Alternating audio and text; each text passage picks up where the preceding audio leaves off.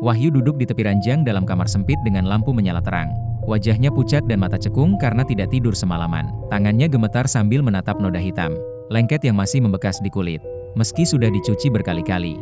Sementara bayangan sudut kamar tampak lebih gelap dari biasanya, seolah rumah itu sedang mengawasinya dalam diam. Cahaya matahari pagi menembus jendela saat suara ayam berkokok terdengar, memberi ilusi rasa aman. Wahyu menghela napas lega dan berdiri dari ranjang. Suasana rumah terlihat normal, tenang, dan terang, namun ada perasaan tidak nyaman yang masih menggantung di udara. Saat melangkah ke ruang tamu, Wahyu mendongak dan membeku melihat puluhan jejak kaki manusia di langit-langit, basah dan berwarna hitam pekat, lengkap dengan jari-jari yang jelas. Jejak-jejak itu tersusun rapi seolah seseorang berjalan terbalik di atas plafon. Semuanya mengarah dan berhenti tepat di atas kamar Wahyu. Dengan tangan gemetar, Wahyu menaiki kursi untuk memeriksa langit-langit, mencoba meyakinkan diri bahwa itu hanya kebocoran. Namun tiba-tiba setetes cairan hitam kental menetes ke pipinya. Dingin dan berbau busuk, membuatnya terlonjak.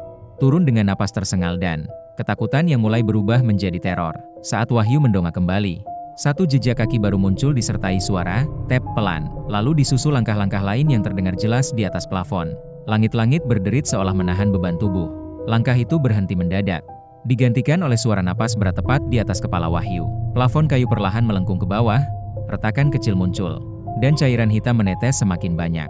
Sesuatu menekan dari atas, membuat Wahyu menjerit histeris sebelum berbalik dan berlari keluar rumah tanpa menoleh lagi. Di luar rumah, matahari bersinar terang dan warga beraktivitas seperti biasa, kontras dengan kepanikan Wahyu yang terengah-engah. Saat ia menoleh kembali ke rumahnya, langit-langit tampak bersih dan kering, seolah semua kejadian barusan hanyalah halusinasi.